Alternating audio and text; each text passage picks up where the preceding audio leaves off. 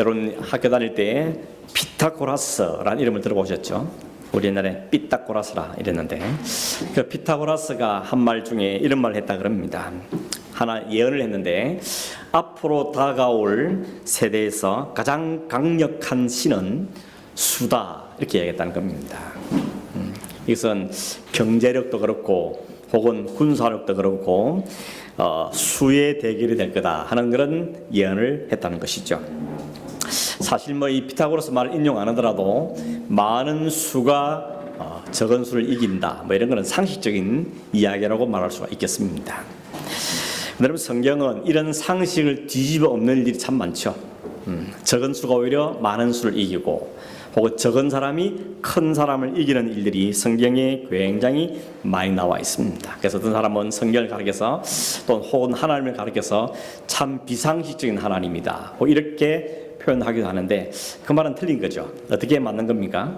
하나님은 상식을 뛰어넘는 하나님이다. 그렇게 말하는 것이 맞을 것 같습니다. 제가 중고등학교 시절 때 중고등학교 다닐 때에 늘 10등 안에 들었습니다.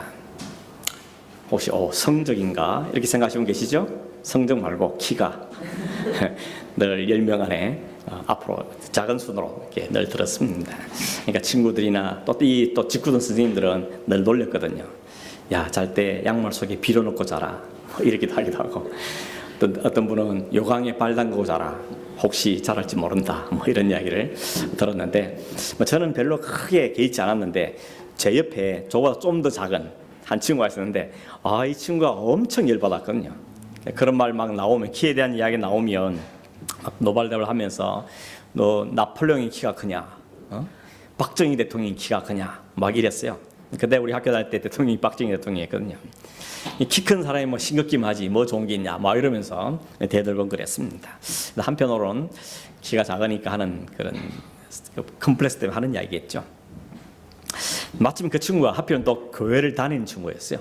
그래서 이 친구가 자기는 성경 안에 3대 자기 영웅이 있는데 영웅이 누구 하면 3m짜리 골리앗을 쓰러뜨린 소년 다윗 첫 번째, 그 다음에 1대 850에 되게 이겼던 엘리야, 그리고 오늘 나오는 300명 데리고 13만 5천명 이겼던 기돈, 자기의 인생의 3대 영웅이다 이런 이야기를 한 게 기억이 납니다.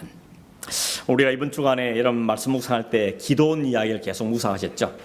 6장, 7장, 8장, 9장이 넉 장이 다 기도원에 대한 이야기입니다. 물론 9장은 기도원 직접 이야기는 아니고 아들 이야기인데 아무튼 그 집안 이야기가 넉 장에 걸쳐 있습니다. 굉장히 많죠.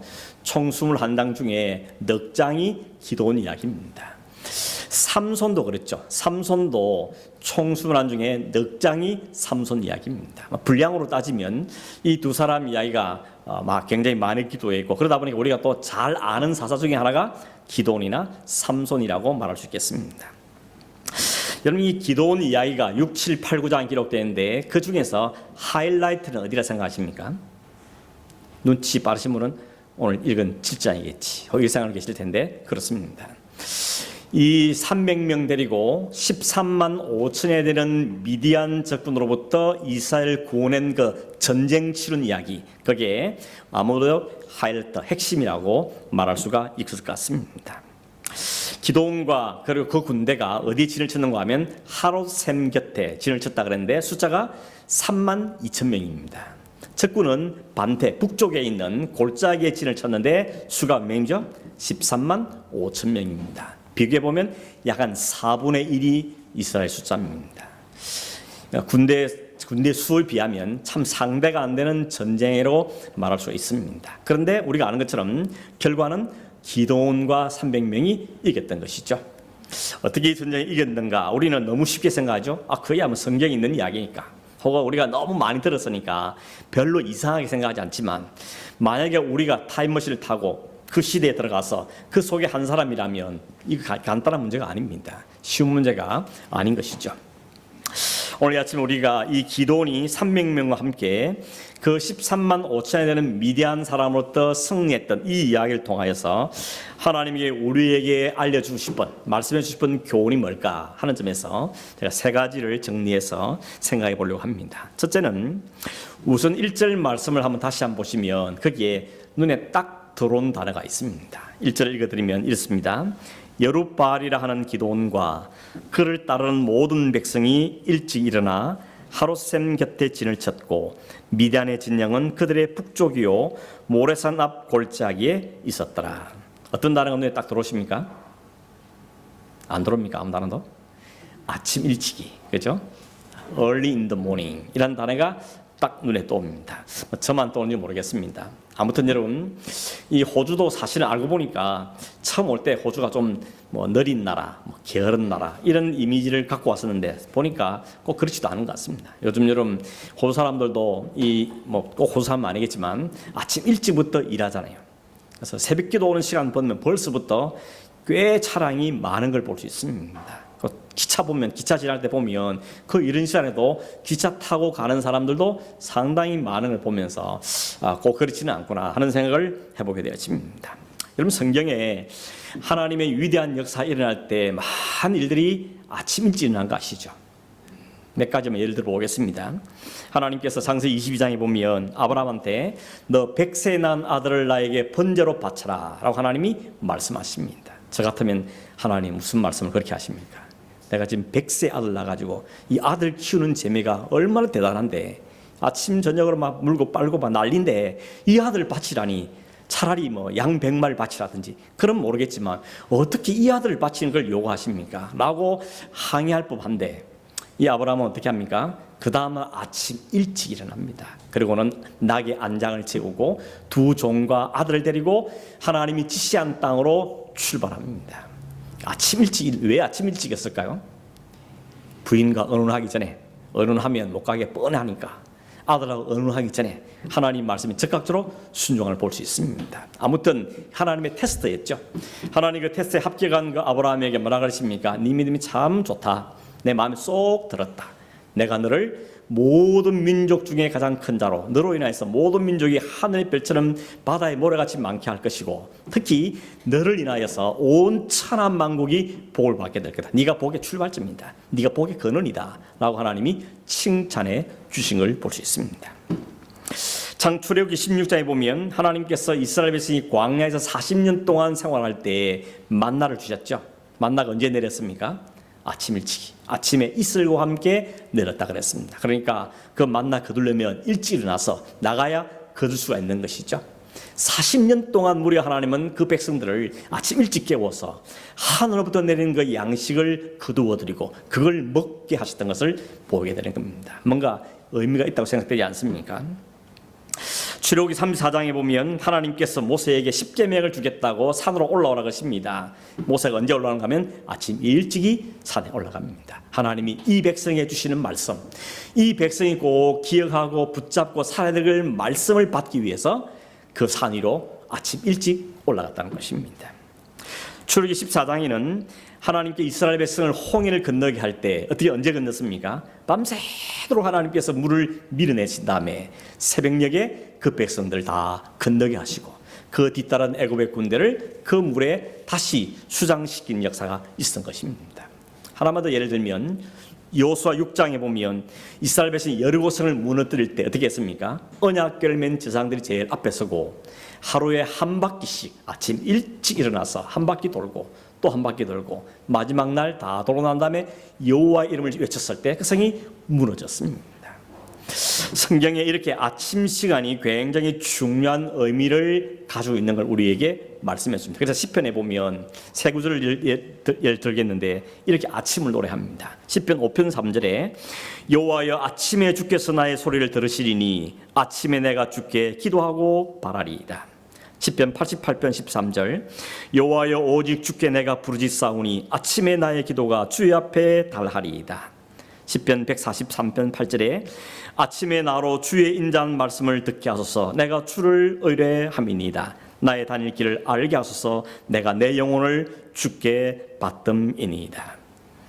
이 시편 기자는 적어도 그 아침 시간이 하나님 앞에 나가는 시간이고 하나님의 말씀을 받는 시간이고 하나님의 갈 길을 지도받는 시간이었음을 고백하고 있는 걸 보게 됩니다. 여러분, 아침 일찍, 이 말은 두 가지 의미가 있죠. 하나는 시간적으로, 진짜 시간적으로 해 뜨기 전에 아침 일찍을 이야기하는 것이죠. 또 하나는 하루의 일과가 시작되기 전에, 다른 사람 만나기 전에 하나님과 만나는 시간, 그 시간이라는 두 가지 의미가 있다고 생각합니다. 사실은 하나님께서 천지를 만드실 때 낮도 만들고 밤도 만드는데, 밤은 왜 만드셨습니까? 자라고, 낮에 열심히 일하고 밤에는 쉬고 자라고 주신 게 밤이지 않습니까? 근데 인간들이 전기를 막게 바래가지고 안 자겠다는 겁니다. 우리 못 자, 안 자, 이러고 하나님의 자연 질서의 사실은 거꾸로 가고 있는 모습을 보이겠는 겁니다. 어떤 분은 말하기를, 오늘 한국을 망치고 특히 젊은이들을 망치는 것은 밤문화다, 이렇게 말한 적이 있습니다. 우리 아이들도 그렇죠. 늦게 들어오면 뭐하고 왔냐, 그렇게 싹 그렇게 막 좋은 일 하고 온 거는 별로 많지 않다는 겁니다. 사실 밤의 문화는 다 소비 문화고, 또 사람들을 타락하게 만들 가능성이 많은 문화들이 많은 게 우리가 인정할 수밖에 없는 분이 아니겠습니까? 호주도 옛날에는 제가 올 때만 해도 보니까 한 6시 이후에는 갈 데가 없어요. 그죠? 문 열어도 있어야 가죠. 근데 요즘 어떻습니까? 막 새벽 1시, 2시까지 여는 술집도 있고, 뭐 24시간 하는 데도 있고, 점점 그렇게 바뀌죠. 가끔 우리 아들도 늦게 들어오면 어디서 뭐하고 왔냐, 뭐 이스트에서 놀다 왔대요. 아니, 이 시간에 어떻게 놀다 오냐 그랬는데 24시간도 있거든요. 이렇게 얘기하는 거예요. 사실은 밤문화 썩 선한 것이 그렇게 많지 않다는 생각을 하게 되어집니다. 아무튼 여러분, 우리가 아침, 이 시간적으로 아침도 중요하지만 특별히 이 영적인 의미를 볼 때 다른 사람과 만나기 전에, 혹은 다른 사람이 없는 하나님과 조용히 만나는 그 시간을 우리가 아침 일찍이라는 시간으로 이야기할 수 있을 겁니다. 여러분은 언제 하나님 만나고, 언제 말씀을 듣고, 언제 기도하고, 언제 하나님과 교제하십니까? 너무 바빠가지고 하나님 만날 시간이 없다, 혹 그런 분은 안 계십니까? 그 굉장히 위험한 겁니다. 너무 바빠서 밥도 안 먹는다, 그런 거랑 똑같은 거 아니겠습니까? 너무 바빠서 숨도 안 쉽니다, 그런 거 같은 것이죠. 꼭 새벽이어야 되는가 라고 말하면 꼭 새벽이라고 말하기는 어렵지만 적어도 하나님과 구별된 정해진 시간이 있는 게 필요한 것이죠. 저는 아무리 생각해봐도 그 시간이 제일 좋은 시간입니다. 아침 첫 시간 놓치고 나면 하루 종일 하나님과 조용히 앉아있는 시간이 거의 찾기가 쉽지 않습니다. 물론 어떤 분들은 각오를 하고 나는 몇 시부터 몇 시까지 하나님 만나는 시간 따로 딱 정해놓은 분도 있긴 하지만, 이 보편적으로는 쉽지 않습니다. 그냥 밀려가 있는 시간이기 때문에 쉽지가 않게 되어지는 것이죠. 그래서 여러분, 저는 개인적인 이야기 조금 하면, 저는 제 개인적으로는 가장 소중한 시간이 새벽 시간입니다. 예배나 혹은 뭐 설교나 혹은 뭐 신방을 한다, 훈련을 한다, 이런 것도 우리에게 너무 중요한 이지만, 이건 공적으로 중요한 사역이고, 이런 모든 공적인 사역을 뒷받침할 수 있는 에너지를 얻는 시간은 사실은 그 새벽 시간입니다. 그 시간이 제일 솔직해지는 시간입니다. 어쩌면 이 시간은 별로 안 솔직한 시간인지 몰라요. 이게 그럴듯하게 말해야 되고 설교해야 돼. 그러나 새벽 시간에는 하나님밖에 없고 나밖에 없기 때문에 제가 천마다 얻거든요. 하나님이 아시고 제가 압니다. 이 모든 걸 하나님이 아시고 내가 알고, 누가 알겠습니까? 마누라도 모르고 다 모르는데 하나님 아시고 내가 압니다. 그 시간은 가장 솔직해지는 시간입니다. 그래서 어떤 때는 하나님께 때를 쓰기도 하고, 어떤 때는 울기도 하고, 어떤 때는 너무 기도가 안 되고 하니까 멍하니 앉아있다 가기도 하고, 어떤 때는 너무 졸려서 엎어 자기도 하고, 아무 때 그러면서 하나님과 씨름하는 시간들을 갖게 되어지죠. 제일 수집하는 시간은 언젠가 하면, 오늘은 좀 가고 싶은데, 그냥 일찍 가고 싶은데도 그래도 앉아있어야지, 기도는 엉덩이로 하는 거랬어. 그런 주저앉았을 때, 그때 하나님 마음에 왠지 큰 은혜를 주셔가지고 그날 기도가 뭐 너무 은혜롭게 될 그럴 때가 수집 맞고, 또 하나는 뭔가 하면 이런저런 생각도 많고 고민도 많은데 기도하는 중에 갑자기 하나님 내게 아이디어를 주신다지, 생각을 주시는지, 이럴 때가 정말 수집 많은 시간인 거죠. 몇 주 전에는 그런 일이 있었거든요. 제가 설교 준비를 금요일 저녁 때는 대부분 다 끝내는데 거의 다 끝내고 토요일 새벽에 왔는데 기도하는 때 하나님이 막 다른 말씀을 주셔가지고 그냥 금요했던 거 놔두고 다시 토요일 하루 종일 그 말씀을 준비하는 그런 기회가 있었는데, 사실 그날 제가 은이 참 많이 됐거든요. 그런 게 참 수집 많은 시간인 것 같습니다. 경험해 본 사람은 알죠. 아는 사람은 아는 것입니다. 여러분, 그래서 락다운 기간 동안에도 제가 혼자 여기 나와가지고 기도하는데, 뭐 내가 목사로서 온 것도 아니고 뭐 폼만 잡으러 온 것도 아니고, 그래도 이 시간이 제일 소중한 시간이기 때문에 이 시간 놓치면 하루 종일 어렵기 때문에 그래서 나와서 엎드리며 기도한 그런 경험도 있는 겁니다. 여러분, 언제가 그 시간입니까? 꼭 새벽에 여기까지 왔어야 해야 된다, 이렇게 막 강하게 말하고 싶지 않지만 그래도 여러분 적어도 있어야 됩니다. 이 시간. 그 시간이 없다면 여러분, 우리는 정말 위험한 사람들인 겁니다. 여러분의 가정과 여러분의 자녀들을 어떻게 살리겠습니까? 뭘로 살리겠습니까? 한숨 쉰다고 해결이 되겠습니까? 아니면 남 탓한다고 해결이 되겠습니까? 그냥 하나님 앞에 다 내어놓고 말씀드리고 때도 쓰고 부탁도 하고 그러면서 해결되어야 될 것이 바로 우리의 영적인 세계인 것입니다. 믿음의 역사가 아침 일찍 이루어졌다, 하나님께서 온전히 역사할 때 이루었다는 사실을 여러분 꼭 기억할 수 있기를 간절히 바랍니다. 두 번째 교훈은 미디안과의 전쟁을 이끌었던 그 기드온과 그 300명의 용사는 보통 사람이었다는 것을 꼭 말씀드리고 싶습니다. 여러분, 처음 하나님의 사자가 기드온 찾아왔을 때 기드온 뭐 하고 있었습니까? 몰래 숨어가지고 밀을 포도주 틀에다가 타작하고 있었죠. 거기 타작을 하면 많은 양 못합니다. 넓은 들판에서 막 신나게 타작한 게 아니고 그저 한 움큼의 밀을 가져와갖고 그걸 타작해서 그걸 하고 있는 중에 찾아온 겁니다. 제가 그거 보면 그런 생각이 들었거든요. 참 하나님도 참 얄궂다. 왜 하필 그때 오냐? 말씀 충만할 때, 말씀 읽고 연구하고 할 때, 아니면 기도하고 하나님 이 민족을 어떻게 하면 좋겠습니까? 막 기도할 때 하나님이 쫙 나타나면 진짜 폼 날 텐데, 몰래 숨어가지고 겨우 자기 식구를 좀 먹여 살려볼 거라고 그거 조금 가져와갖고 막 타자고 했는데 그때 짠 나타났습니다. 진짜 모양 빠지게 왜 하필 그렇게 나타났을까? 그런 생각을 해보게 됐습니다. 여러분, 뭘 이야기합니까? 기드온도 그렇게 특별한 사람이 아니었다는 겁니다. 그저 자기 가족 좀 챙기려고 몰래 숨어서 타작하는 그런 보통 남자, 보통 아빠, 보통 남편이었다는 것입니다. 그런데 하나님이 그런 사람을 찾아오셔서 하나님 일을 맡기시고 그 일을 행하시는 것을 우리에게 보여주고 있는 겁니다. 하나님이 사자가 찾아와서 그러죠. 큰 용사여. 이랬더니 깜짝 놀라가지고 내가 무슨 큰 용사냐고. 나는 우리 지파 중에 제일 낮은 지파고 나도 그 집안 제일 약한 사람이고 나는 이것도 못하고 저것도 못하고 못한다 그랬습니다.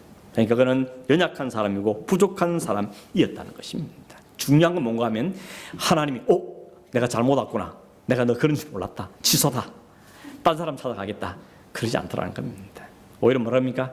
다 알고 왔다는 것이죠.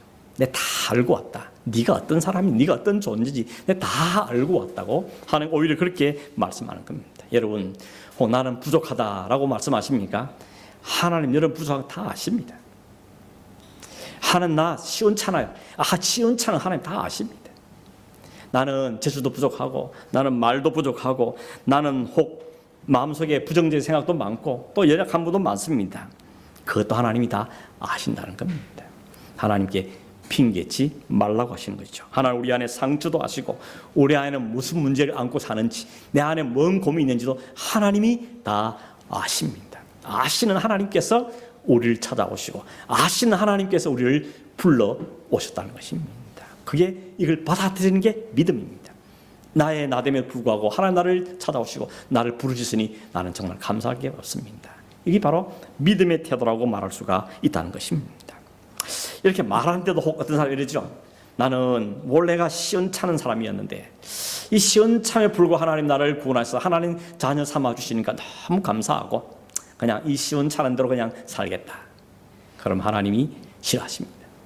우리의 시작은 시원찮으면 시작될지 몰라도 그 상태 그대로 머무르기를 하나님 원하지 않습니다. 하나님은 따듬고 깎고 성숙해서 하나님의 멋진 용서로 만들어가길 원하시는데 하나님 나 그냥 시원한 찬대로 있을래요? 그건 아니라는 것입니다. 비록 시작은 그렇게 출발했더라도 우리는 하나님의 사람을 하나님의 용서로 만들어가는 사람들이라는 것을 기억하셔야 됩니다. 여러분, 기드온과 함께했던 300명도 마찬가지입니다. 어떤 분들은 기드온과 300용사 그러면 300명에서 상당한 의미를 부여하는 사람들이 있습니다. 그 사람들은 최정예 부대다, 일당백, 일당천의 용사들이었다, 그렇게 말하는데 그런 말은 성경에서 찾아보기가 어렵습니다. 그런 말은 없습니다. 그들 역시 평범한 사람들이었고 기드온이 모이라 그러니까 모이던 보통의 아빠들, 보통의 남자들이었다는 것입니다. 무슨 최고군 서울을 받은 그런 정예 특공대 부대가 아니라는 겁니다. 여러분 300명을 모집하는 가정 여러분 아시죠? 처음 불렀더니 32,000명이 모였습니다. 여러분 32,000명이 많습니까? 적습니까? 원래 이스라엘 백성들이 20세 이상 남자 전쟁할 수 있는 사람을 파악했더니 옛날에 60만이라 그랬습니다. 근데 다 어디 가고 32,000명밖에 안 모였다는 겁니다. 아마 제가 기도원이었다면 참 실망이 컸을 겁니다. 다 모이라 그랬는데 이 민족의 운명이 다 걸려 있는데 모이라 그랬더니 32,000명 오고 나머지 다 어디 갔냐고 생각할 수 있는 상황이었습니다. 그런데 하나님이 뭐라 그러죠? 너희들 숫자가 너무 많다. 그 많은 수로 미디안을 이기면 다 너희들 실력을 이기다 하지 않겠냐. 그 수로는 안 된다. 하나님 오히려 적다고 말씀하시다. 사람들은 적다고 말하는데 하나님은 너무 많다고 지금 말씀하고 있는 것이죠. 그래서 하나님 말씀하신 대로 전쟁이 무서워하는 사람들, 두려워 떠는 사람은 집으로 가시오 라고 말했더니 마치 기다린다듯이 썰물 빠져가듯이 22,000명이 샥 빠져나갔습니다. 딸랑 10,000명만 남았습니다. 여러분 그 10,000명과 기도원이 얼마나 당황스럽겠습니까? 32,000도 지금 적은데 적은 135,000명입니다. 4분의 1밖에 안 되는데 그 중에 20,000명이 싹 빠져나가니까 막 간이 막 쪼그라들었을 겁니다. 도대체 어떻게 하면 좋을까? 이런 마음을 갖고 있는데 하나님 또 말씀하시죠. 그래도 많다는 겁니다. 그래도 많다. 그래서 내가 지시할 테니까 내 말도 하라 그러면서 군인들 데리고 물가로 가서 물을 마시게 하라 그러죠. 그래서 손으로 물을 딱 떠서 좌우를 살피면서 그렇게 물을 핥으면서 그 사람만 남겨두고 나머지는 다 돌려보내라 그러죠. 그렇게 남은 사람이 300명인 것입니다. 그래서 이 300명을 어떤 사람 말하기를 이 사람들은 기본기가 돼 있어. 전쟁하는 사람이 사주 경계를 하고 말이야. 주위를 살피고 조심스럽게 해야지. 무릎 꿇고 막 얼굴 쳐박고 그거 안 된다는 것입니다. 그런 인간들은 이 사람 말하는 거다.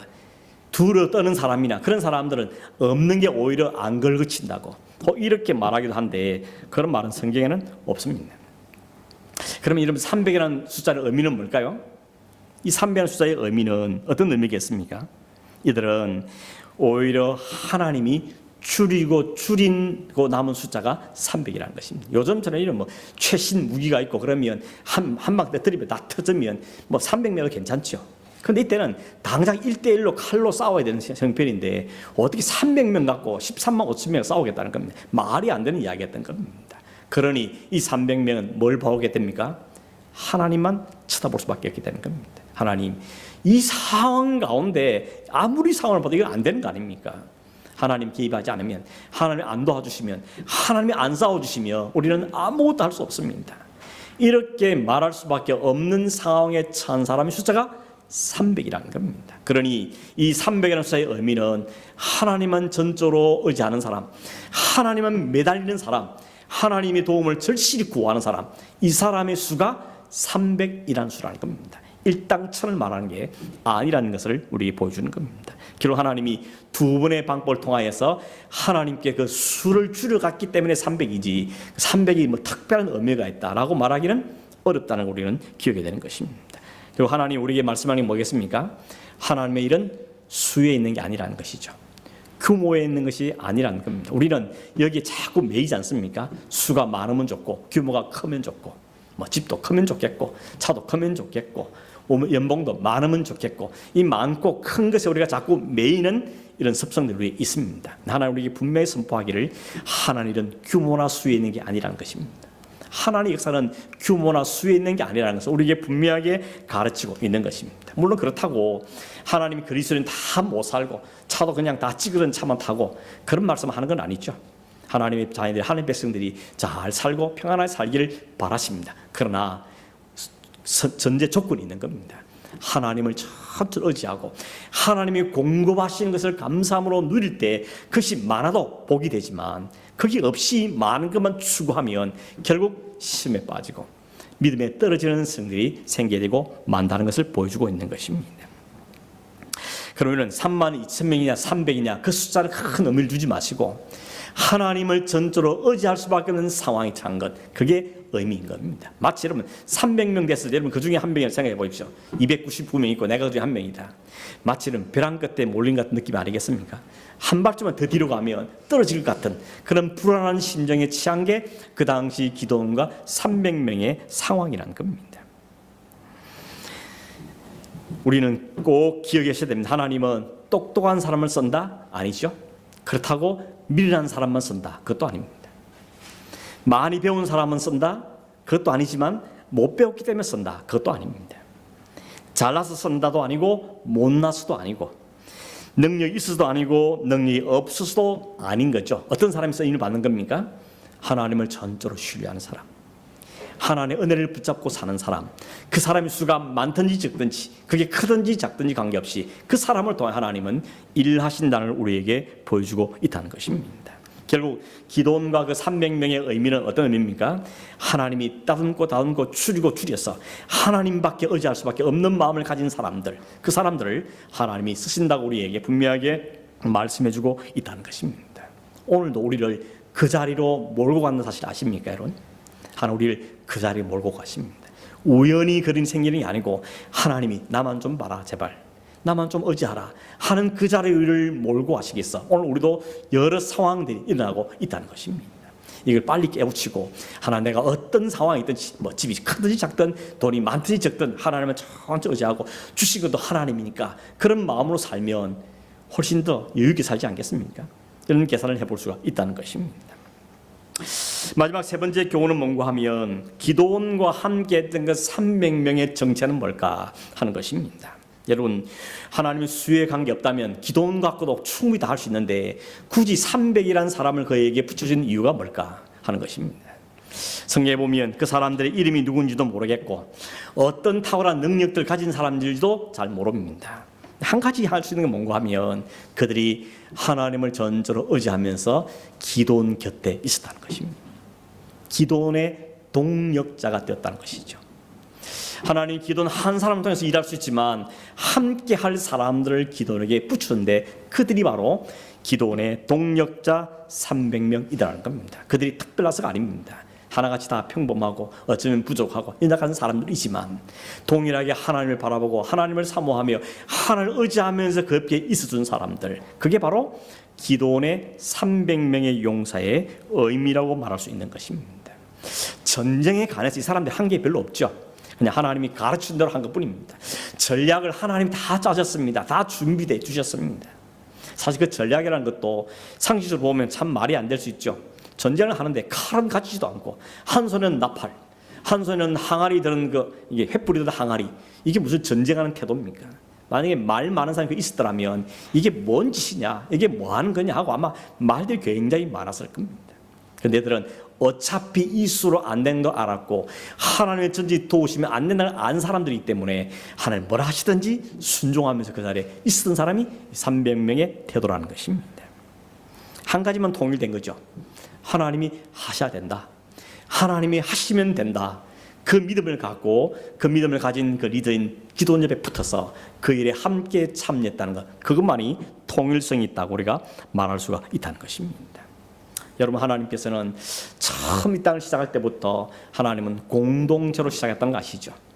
성부 하나님, 성자 하나님, 성령 하나님, 삼위 하나님이 함께 이 천지 만물을 만드시고 함께 우리의 형상대로 사람을 만들고 함께 하나님이 하나의 역사를 진행해 오셨던 것입니다. 오늘 우리에게 가장 가까운 동력자는 누굽니까? 가장 가까운 동력자는 부부가 아니겠습니까? 부부. 남편은 아내에게, 아내는 남편에게 동력자이야 하는 것입니다. 부부라는 것이 그냥 같은 집에 살고 같이 밥 먹고 뭐 같이 일하고 같이 잠자리 들고 그것만이 부부의 의미라면 큰 의미가 없는 겁니다. 그러나 하나님께서 이루신 가정의 의미는 동력자의 의미가 있는 것이죠. 하나님이 우리를 통해서, 이 가정을 통해서 뭘 하기를 원하실까? 어떻게 하나님 영광을 드러내기를 원하실까? 이 자녀를 통해서 하나님 어떻게 영광 받으시기를 원하실까? 이걸 함께 고민도 하고 함께 의논도 하고 같이 기도하고 그렇게 하는 것이 이 동력자로 붙이신 가정의 의미가 아니겠습니까? 당신은 당신 하고 싶은 데 살고 난 내 하고 싶은 데 살고 그런 가정의 의미가 아니라는 것입니다.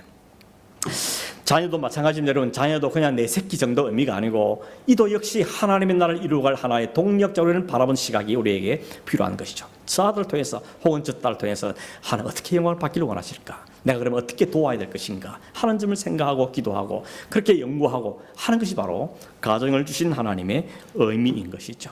여러분, 구원은 철저히 개인적이죠.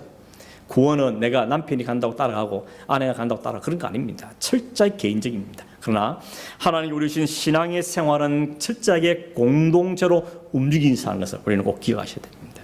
하나님 이스라엘 백성 부를 때도 아브라함 혼자 부른 게 아니고 아브라함을 통하여서 그 민족을 부르셔서 그 민족을 하나님이 온 열방의 대표 나라를 세우셔서 그를 통해 하나님은 하나님의 역사를 이루시죠.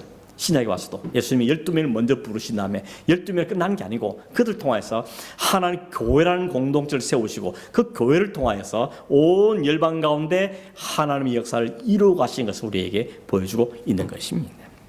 피도 나누지 않았는데 그리스도를 머리로 하는 교회 공동체라는 이름으로 만나게 된 사람들이 바로 우리 공동체요. 우리가 다 동력자들인 것입니다. 여러분, 옆 사람들을, 같은 사람들을 그런 시선으로 보셔야 됩니다.